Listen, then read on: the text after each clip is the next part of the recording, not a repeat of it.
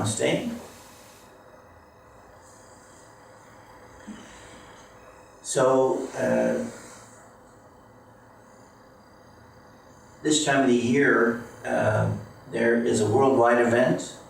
No matter what your background is, you're affected by it. It's called the holiday season. And for many people, it's the Christmas season. And the Christmas season, of course, when I was growing up, it was a very commercial experience. It was really about getting and giving presents. And any other significance was minimal. I grew up in a Jewish family, not really practicing Jewish, but nevertheless not Christian. So I had no connection to Jesus and any inner meaning that the Christmas season might have, except presents and holiday festivities, American Christmas carols, White Christmas, various family and cultural, American cultural response to this season. Well, wait a minute. I think I've just received an email. Let me see what it is.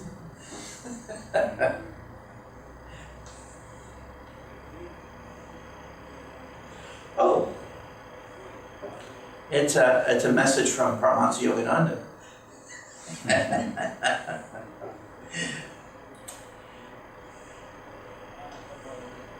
It's about the Christmas season.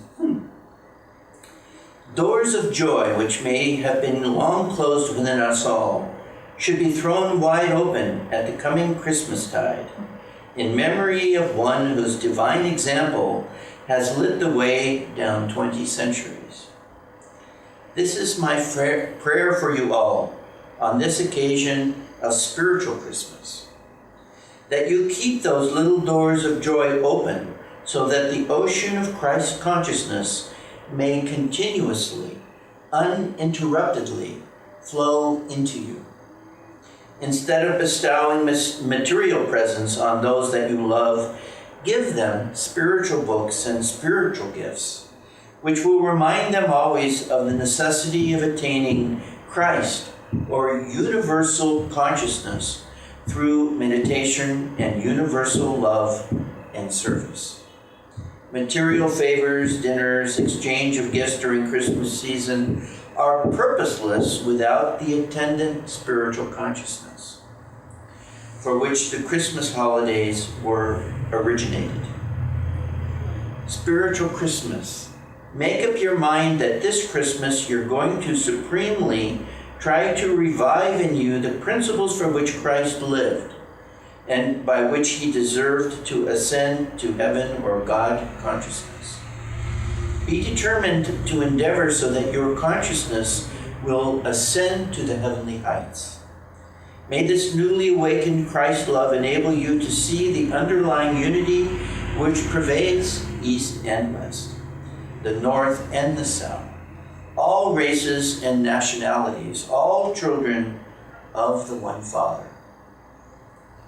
Peace on earth, goodwill toward men. Amen.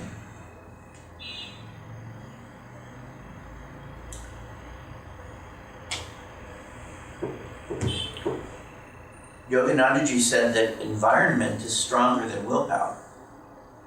And growing up in materialistic Los Angeles, California, I like to think that I was a product of my environment and not of my own selfishness.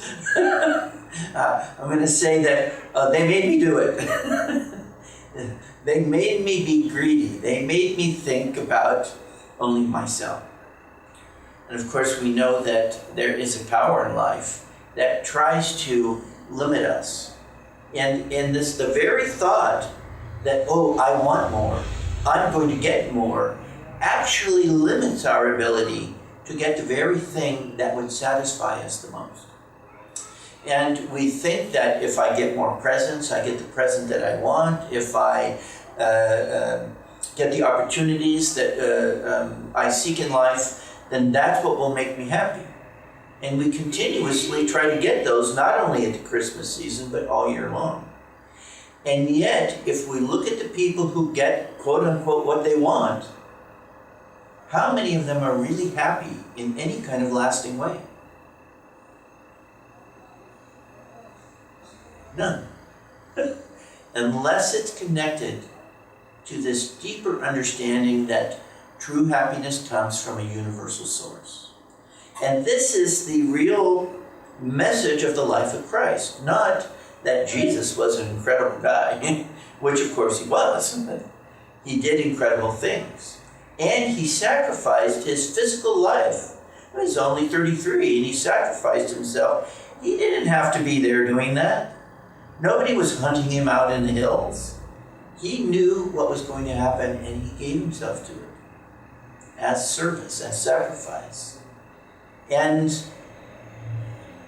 yet the thing that made it great, many people have sacrificed their lives for all kinds of causes. Every soldier in the army who's died ever has sacrificed his life for his country. And many of them died more horribly than Jesus. Being crucified is terrible, of course. But is it more terrible than many of the ways that people have been mistreated over the centuries? Not particularly. But the consciousness that he represented and the power that came through his life was so powerful that it has transformed thousands and thousands, millions of lives over centuries. But that wouldn't be just the act of a person. That wouldn't be the act of a man that only had gray cells and blood and muscles and bones. It would be the consciousness, the power behind that life. Now, most of us see ourselves as essentially different than that. Whether we're talking about Christ or Krishna, we think that they are different than we are. They are God and we are not. This is a complete misunderstanding. If God was in the unmanifest state, there was no creation. And then God made the creation. Where did the creation come from? It came from God. What is the creation? The creation is God. Is there any part of the creation that is more or less God? No. The difference is that the more or less awareness of that divinity, more or less awareness of the reality of omnipresent Christ or Krishna consciousness. That omnipresent consciousness that's untouched by limitation, the love, the peace, the joy of spirit, infinite spirit, that can be untouched by any of the ups and downs of daily life, that has unlimited power to do good according to the will of God. And that each and every one of us has that same potential. As Yoganandaji said, he said, God didn't come to tell us how great Jesus didn't come to tell us how great he was.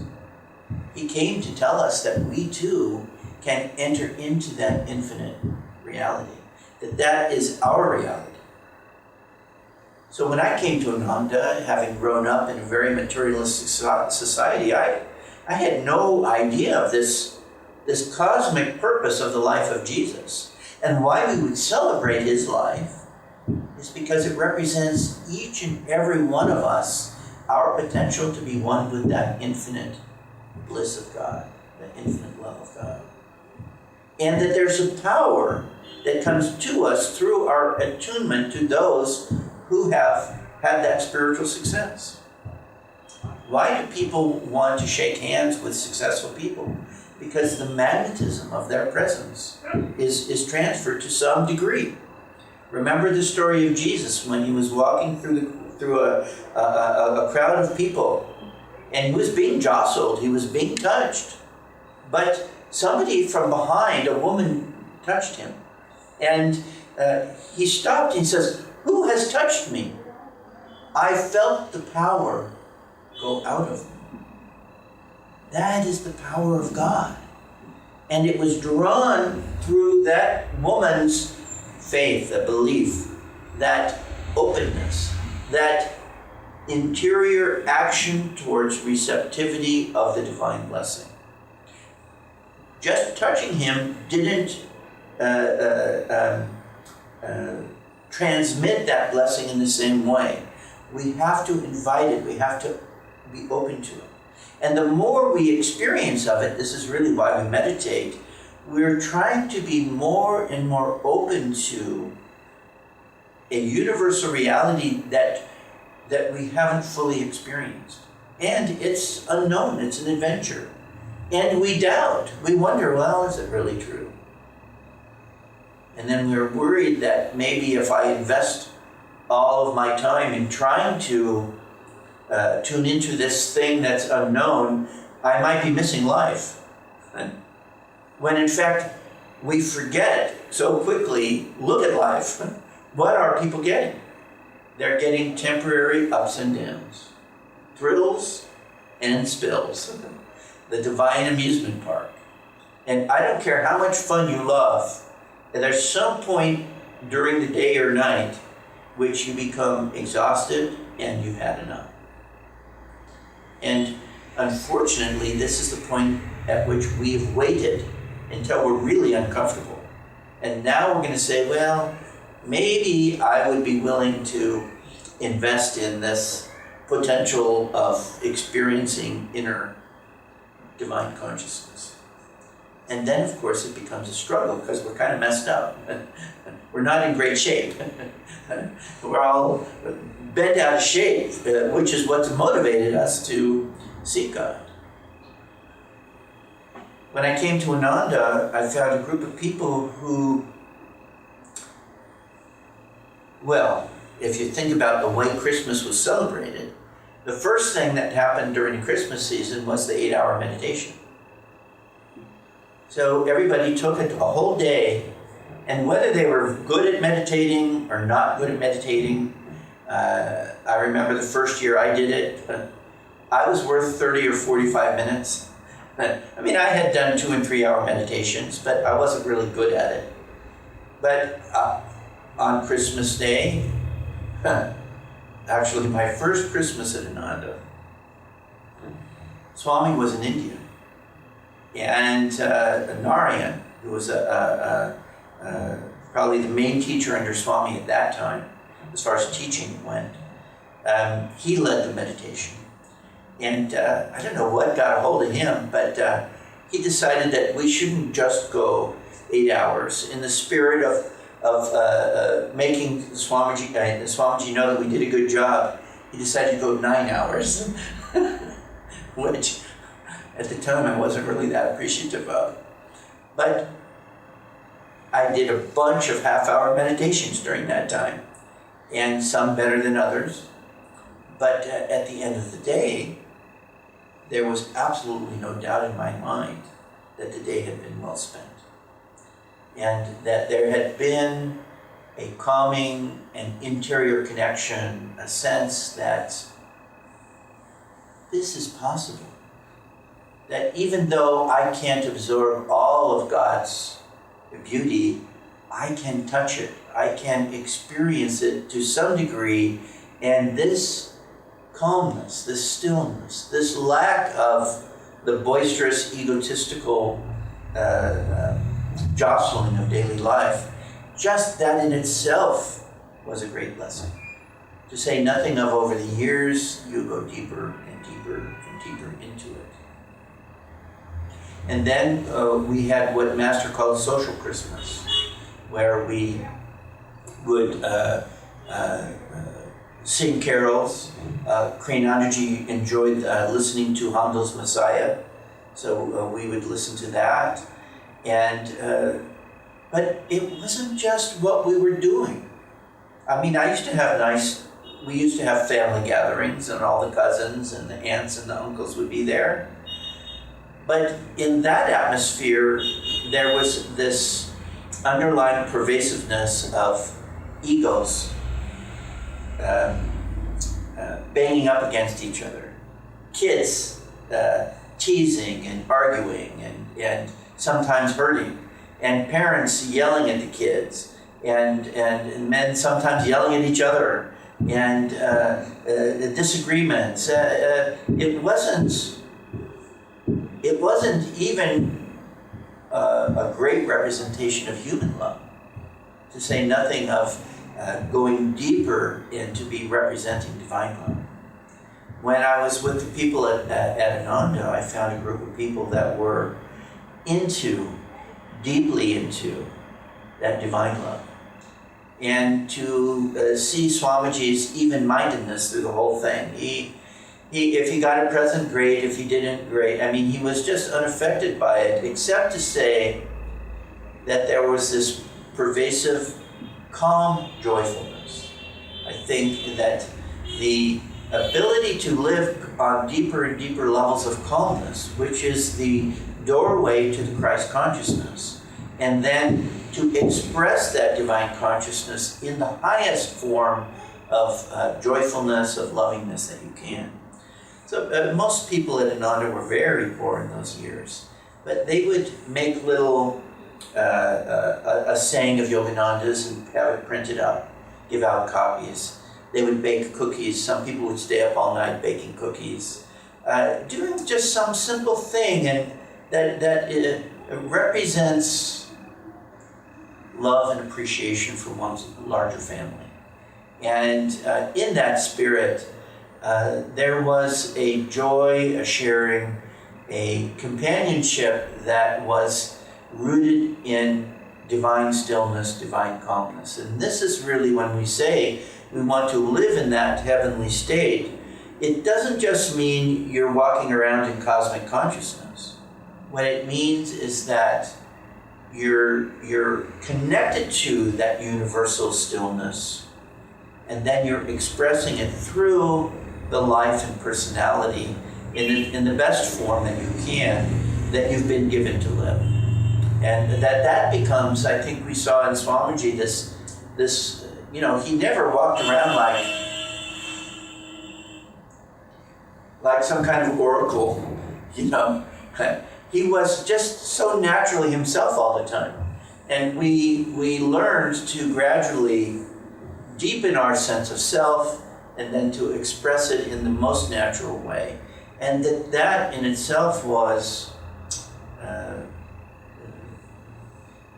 one of the signs of spiritual progress, is that when you've communed in this Christ presence and it has transformed you and magnetized you and shifted your vibrational, the instrument of your consciousness, then the music that you play, the creative expression of your life becomes more beautiful. And you see it in the overall vibration, you hear it in the voice, you see it in the eyes, you feel it as the quality of energy and consciousness that you feel from each person. And when you get, if you had only one person, you might say, oh, well, that's unusual. Wow, what an incredible person. But when you find a whole group of people who are like that, then you can look, as Swamiji said once, he said, then you can see that it's not just a unique person, but it's what this group of people are doing that's affecting them. And this is what we saw at Ananda, whether it was newcomers or old-timers, is when they came into that environment which is stronger than willpower, no matter what their starting point, they became more and more elevated the longer they spent in it. And at the Christmas season, there is a very powerful and special blessing. We talk about the winter season as the time to go within. Nature itself, as the leaves are gone on many trees and plants, and everything has gone into the center, hibernating like the bear, and waiting in that restful state.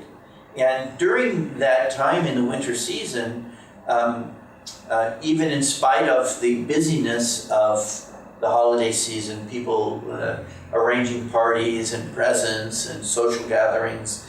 Still, underneath the surface of it, we've got to connect to that inner stillness. And the deeper we go into that, the more we will explore, experience, and be transformed by the Christ presence, which didn't just live 2,000 years ago, but is alive today in the divine consciousness and just as vibrantly powerful as ever.